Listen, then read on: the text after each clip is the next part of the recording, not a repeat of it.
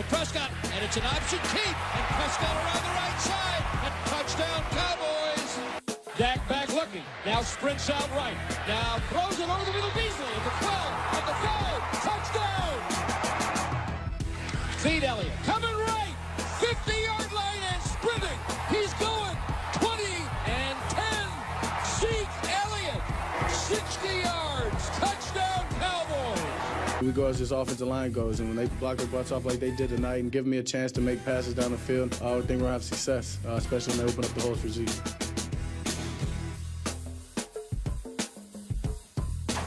How about them Cowboys? Good morning, everybody. Hope you all had a wonderful weekend. Another week here on First Take. Max Kellerman, Stephen A. Gentlemen.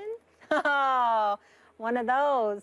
Yeah. One of those. No, listen, it was a bad feeling watching the Cowboys for any non-Cowboys fan this weekend. Let's go. Let's just go. Let's start it off. Pretty good.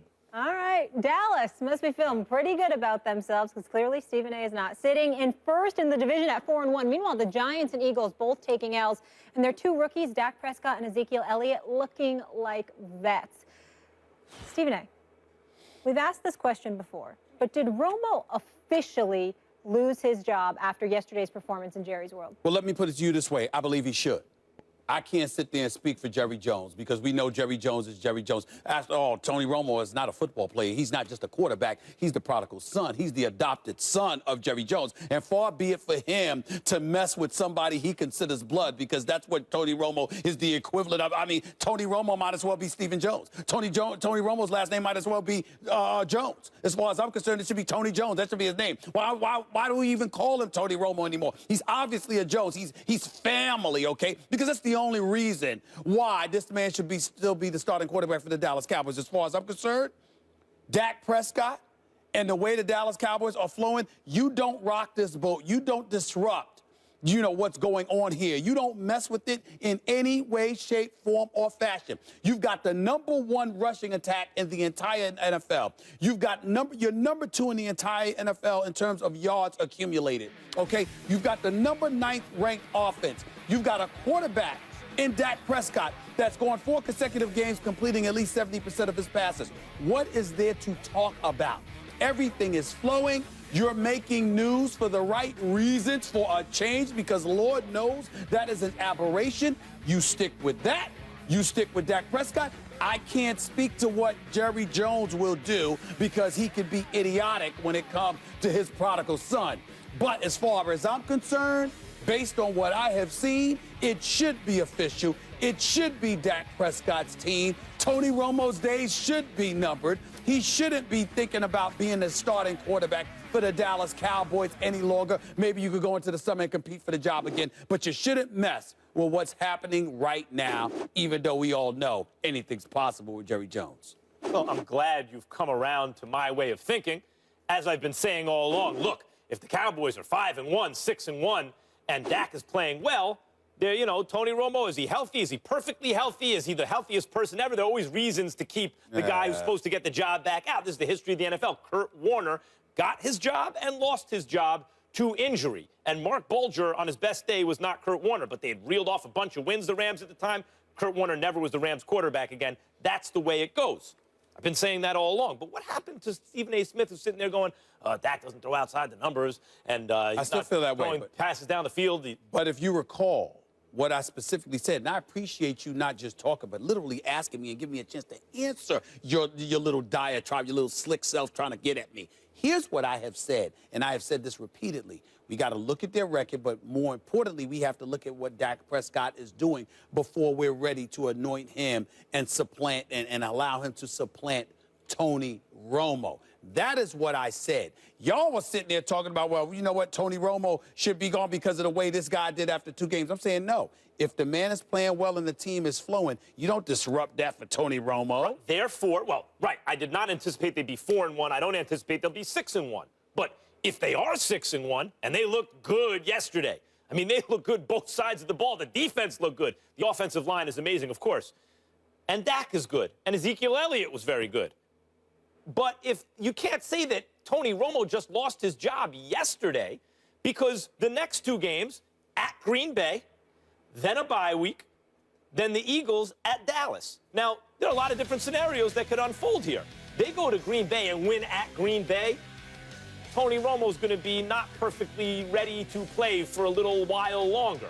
But they lose at Green Bay. Okay, no big deal. You lost at Green Bay. You're not supposed to win They might lose on at the Green road. Bay. Yeah, they might. Okay, so they do. Then you have a bye week. Then coming off the bye, Romo's going to be ready right around then, likely. You lose to the Eagles at home, especially Dak doesn't play well, Romo's job right again. So you can't say based on yesterday, this is now Dak Prescott's job. It's still, we're going to take it game by game, obviously, if they continue to win. But if they lose to Green Bay, if they lose to the Eagles at home, it's Romo's job as soon as Romo's ready. But this is the part that I don't believe you've ever considered. Let's say, for example, they lose to a Green Bay or anybody else. It's 40-35. It's 35-31 or something like that. That's not about Dak Prescott. Let's look at this here. Dak Prescott has attempted 155 passes. He's completing 69% of his passes. He still has yet to throw an interception. And Ezekiel Elliott is averaging 5 yards a carry. And I got on Ezekiel Elliott after game 1 because he said he was average. I said, no, you were worse than average. Stop lying to the American public. This brother is showing up. Now, I give it to the offensive line. They are doing exactly what we predicted they're going to do. But if you're able to run the ball effectively, and you've got a guy that's not turning the ball over, and you have a relatively balanced attack where the Dallas Cowboys have attempted 169 rushing attempts this year, and they've thrown the ball 155 times. I'm looking at Dak Prescott. Do you know that he's run the ball 19 times? So if you take away the 19 times that he's run the football, he's thrown the football 155 times. They have run the ball 150 times. That is a balanced offensive attack. Who has the potential to disrupt that? The gunslinger himself, Tony Romo. Yes, he's the one that wanted Jerry Jones to go out and get an offensive line. That is absolutely true. He's the one that wanted that. He's the one that schmoozed with Jerry Jones and got him to see the error of his ways as it pertains to an offensive line. But he's also the dude that will take chances. He's also the dude that will make ill-advised turnovers. And if you got a guy that's not doing that, and you have a fan base that has gravitated to him, and you're winning football games, and all that momentum for the first time in about 22 years is flowing in the direction of the Dallas Cowboys, only Jerry Jones would think about interrupting that to take care of his boy. Only Jerry Jones will be interested in it. Just watch this for a second. Can you ask me the question you asked him off the top? Do you remember what the question was? Yeah, did he lose his job? Officially lose his job? No. The answer is no. I mean, that's the answer to the question. Did Romo officially lose his job yesterday? Well, the answer to that question is no, he did not. We're talking about what we believe because the only person who can make that official decision is Jerry Jones, okay? So clearly, when we ask that question, we're surmising about what we believe should happen based on... What I'm saying is it's too early now. And I'm saying How can you say that when you have a great game at Green Bay coming up, then the bye week, and then the Eagles at home? That is when this will be decided. And even if Dak Prescott, in fact, wins that job and Romo loses it to injury in Dak's play, even if they are 5-2, 6-1, and they win those games, can I confess something? He kind of lost his job because if Dak has 2 bad games in a row, they'll go back to Romo. Can I confess something? Sure. I must confess this on the national airways because I can't help myself. I just can't help it. Did you see Tony Romo yesterday? He just looked like one of those. I mean, the only thing that was missing was palm trees and the sunshine. Did you see how he was reclined, just chilling back? Life is just so beautiful right now. I don't have a care in the world. I got this check that I'm collecting. You know, I get to go home to see the wife and kids. I don't have to worry about my back getting hurt again because I'm not playing that much. I'm getting paid. The owner's happy. Everybody's happy. Nobody's really thinking about me right now, and we're winning football games. He seems to be somebody incredibly content with the current state of affairs as it pertains to the Dallas Cowboys. That's all I'm trying to say. That's all I'm trying to say. And I applaud him for that. I applaud him for that. I've always wondered, I said it on this show about Tony Romo, coming from where he came from to the heights he reached as the starting quarterback for the Dallas Cowboys, which is, in fact, once upon a time it was center field for the Yankees, point guard for the Lakers. Quarterback for the Dallas Cowboys is or heavyweight champion of the world. Quarterback for the Dallas Cowboys in this country is the #1 job in sports. Got the huge contract, a couple of them actually. He made it. Maybe that was his Super Bowl. Okay. Maybe he was satisfied with that. Well, say no more. I see he's coming by. I see he's coming along. No, You're getting there. You're getting there. I You're just think getting he's there. happy because You're he's getting taken there. over a winning team in his mind. Really? That's just me. Okay. The answer to the question You is would no. say that because, you know, it's Molly going to find a silver lining. Now, I hear you. I hear you. Sorry, someone's got to be optimistic. We want you guys to weigh in. Did Tony Romo lose his job on Sunday? Go to the First Take Twitter page and vote. We'll share those results a little later in the show. But meanwhile, another player got to see him up close and personal Sunday. That would be Adam Jones. He had thoughts on the rookie's day. Jones followed up on his comments about the Cowboys' offensive line after saying earlier in the week that his daughter could run through the holes they made, telling our Catherine Terrell, "They were better than I thought. I take my hat off to them. Now I see why he has $100 million on his line. Those guys blocked their butts off. Like I said last week, some of those holes my daughter could have run through today." Stephen A., should Jones be quiet? Yes, he should be quiet.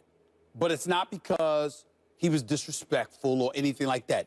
He should be quiet because the Cincinnati Bengals, yet again, are not living up to expectations. They have the 25th ranked offense. They were ranked 25th with their passing game as well as their rushing game. Somehow, some way, did you see them sitting there and bickering on the sidelines or whatever? Now, obviously, you're getting beat up by Dallas's offensive line. That doesn't help matters at all. But they had secondary issues as well, which Pac-Man Jones couldn't even deny. In the end, what it comes down to is, yet again, we find ourselves looking at the Cincinnati Bengals and wondering what the hell is going on with this team. Marvin Lewis is the coach of this team.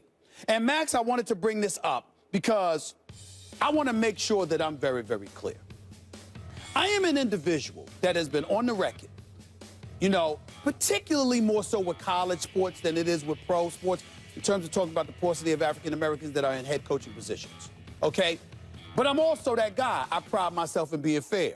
When Lovie Smith only made the playoffs 3 times in 9 years, it's time for him to go out of Chicago. Now, I don't give a damn where you go, but you need to get the hell out of Chicago. And I have been calling for Marvin Lewis to be gone for years. 5 consecutive years. And 6 of the last 7 years, the Cincinnati Bengals have been to the playoffs. They have not won one single playoff game.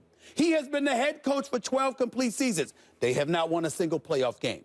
And the chances are the only reason he still has his job is because he's one of those dudes who's willing to come cheap. Because whereas other coaches get paid $6 or $7 million a year, Marvin Lewis will step 3 or 3.5, and they have the audacity, the temerity, the unmitigated gall to go to other players and talk to them about how they should be willing to settle for less. Trust me, I know this because I know members in the Cincinnati Bengals locker room who have personally told me that Marvin Lewis has gone up to them, trying to encourage them to accept less than what their market value may be, because that's something he would do. I'm looking at this guy right now. 5 consecutive years in those 6 of those last 7. Do you know what else, Max, that I forgot to mention? Do you know each of them was a wild card game? So not only did you make the playoffs, okay, but you were never one of the top 2 seeds any year, which means that all of those years that you were in the playoffs, even when you won a division, you still had to play the wild card game because you were the 3rd seeded team. This dude doesn't get it done. It's just that simple. And for me, to look at the Cincinnati Bengals yesterday, both of us thought that this is the game that Dallas is going to lose. This is the game because Cincinnati's talent is undeniable. They got talent all over the place that any team in the NFL should want. But there is something missing from this bunch. And I believe it is a head coach that they're fearful of holding them accountable.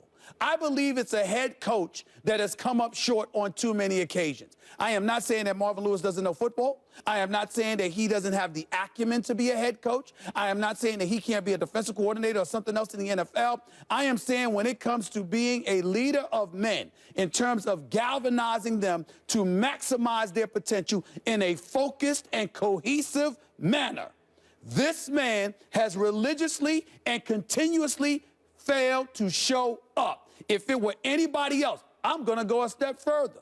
In some situations, if it was a white coach, they'd have been out of here by now. How this man still has this job is beyond me, and yesterday was the latest example of it because, again, they disappoint you when you don't expect them to. It's who they are under Marvin Lewis. I don't think that's fair at this moment in time. It would have been fair 2 years ago, might be fair at the end of this season.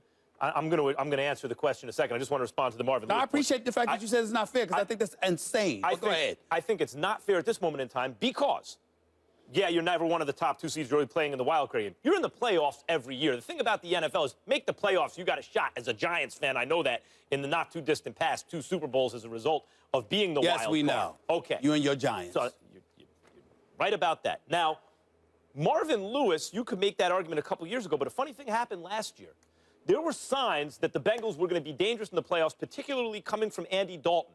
Not huge, glaring kind of signals, but little signs. He played better in primetime games than he had in the past, or even than he had during other games in the regular season, and he had a very good regular season last year. He played better in the fourth quarter. His production ticked up instead of down. I thought there were little signs that were going to be very interesting to see. It begged the question, how would he do in the playoffs this year, meaning last year? And he got hurt. So for the first time in, maybe since Marvin Lewis started making the playoffs with the Bengals, it was really, I think, an open question. You know what? The Bengals might actually do something. They were one of the most well-balanced teams in the NFL last year. Then he lost his starting quarterback. You can't hold those playoffs against him. And it's very early in this season. If at the end of this season they either don't make the playoffs or get bounced again in the first round, it would be fair to say that. But at this moment, it's a little unfair. Well, first of all, I'm very touched that you're interested in being fair to Marvin Lewis. It's very, very touching. You want some tissue? I mean, you got any tissue? You want some? Because you're so touched by because you want to be fair to Marvin Lewis. Let me tell you. Well, you are a fair-minded individual. But let me tell you this, Max Kellerman. You know why you're so wrong about this? I mean, so wrong? Because, Max, he should have gotten fired immediately after they lost to Pittsburgh last year in the playoffs. You've got the game won, a complete meltdown with the Vontaze Burfict. I don't hold that against Pac-Man Jones so much, but Vontaze Burfict, you understand what I'm saying? And you got to remember the way he had sacked Ben Roethlisberger a few plays earlier and then kept kneeing him in the ribs and stuff like that. He got away with that, getting an interception, or if it was an interception or fumble, I don't recall, then running into the tunnel. Just a whole bunch of overreactions, like guys conducting themselves as if they already had something won when that wasn't the case. That's a compelling point. But you haven't held that against Vontaze Burfict. Time out. He is a player under contract who got suspended. What I'm trying to say to you is that he's not responsible for the overall So let's talk about the guy who is responsible for it. Without his starting quarterback, they were in a position to win the game against the Steelers. No. I said to you, cumulative and collective. Those are the key words here. I'm sure you can appreciate that, okay? Well, because that's trending in the right direction. Well, let me tell you why. No, it's not. And I'm going to tell you why. Because he's been on the job for 12 full years. He has never ever won a playoff game. What about your fan base? What about the people in Cincinnati? What about how do you sit up there with a straight face and think it's okay for a man to not win a playoff game in a decade? In a decade! Right, but I mean, year after year after year. That's why it would have been fair 2 years ago. But there were signs last year that they were heading in the right direction. But they made the playoffs 3 years before 2 years ago. Don't throw out the baby with the bathwater. To get to the point where you're blaming a lack of discipline, which you're placing on the coach, even though when I say Odell Beckham's a contagion for the Giants, you'll talk about those other players are grown men. Okay. They're responsible for their own behavior. Somehow Vontaze Burfict isn't responsible for his behavior. Marvin Lewis is. They were in a position to win the game against your mighty Steelers without Andy Dalton. First of all, don't be want to get rid of the coach now? Don't be slick. I never sat up there and said that Vontaze Burfict doesn't deserve punishment or anything like that. I'm just saying he's a player. So you're responsible for your job description. He is the head coach and has come up short for 12 years.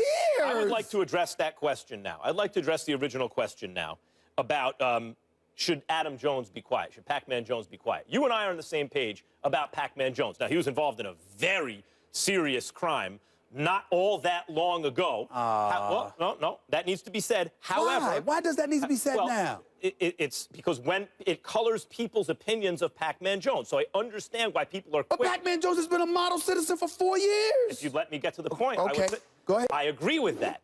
While that may color your opinion, and that is true, the fact is last year in the playoffs, when Burfict and Pac-Man Jones had the finger pointed at them, in fact, Burfict deserved it. Pac-Man Jones did not deserve it. He didn't do anything out of line or uncalled for in that game. And here, Pac-Man Jones is being asked direct questions by Catherine Terrell. Right. who is doing a story on the Cowboys' offensive line. You know why? Why? Because the real story is the Cowboys' offensive line. And Pac-Man Jones is here telling the truth. He said, look, Ezekiel Elliott's a beast. He was. I didn't see, like, incredible lateral movement, but when he hit a hole, boy, he was gone.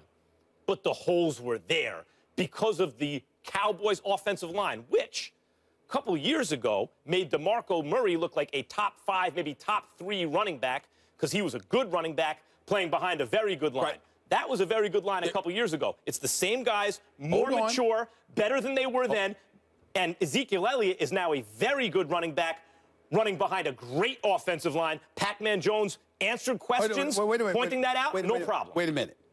But you're talking about what he had to say about the Cowboys, and we're asking the question, was he out of line with what he said? I'm saying you're out of line, even though he wasn't insulting or disrespectful. He's out of line because it doesn't speak to the problem that are the Cincinnati Bengals. In other words, you're talking about the Dallas Cowboys like, oh, anybody could do. They'll do that to anybody. They're 4-1. Well, then that's not anybody, is it? The Giants, it didn't happen against the Giants. Week 1, the Giants. Wait a minute. All I'm saying to you is this. Thank you. If you are Pac-Man Jones and the Bengals with the talent that you have, my problem with what he said is not anything that he said about the Cowboys. You're glossing over the deficient bunch that you are as the Cincinnati Bengals. Those what guys. To do every time someone asks Pac-Man Jones a question, he goes, "Never mind that question. We're the problem." Hold on, wait a minute. Every time. Hold on. You damn right. So if you're Pac-Man Jones, they're doing a story about the Cowboys' offensive line. I'm answering your question. If you are Pac-Man Jones, I don't care what team is in front of you. Look, man. You're going to ask me, I'm going to answer you. Let me pretend to be Pac-Man Jones because, you know, I've spoken to him on many occasions. Brothers as real as they come. This dude, yo, man, don't give a damn about no Cowboys. You see us? We can't handle our business better than that. We down 28-0. That stinks.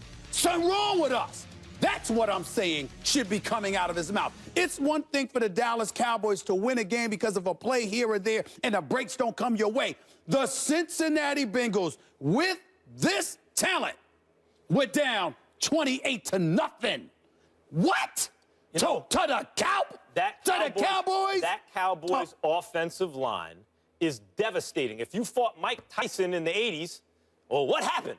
I don't know. Dude hits hard. He's fast. He came over the left jab with the right hand. What do you want me to tell you? He's good. What year did Buster Douglas knock him out? 1990. Okay. I said 80s. You said 80s. Okay, I was just double checking. I was just making sure. Let's leave it there. 90 or 91. All right, let's leave it there. Details.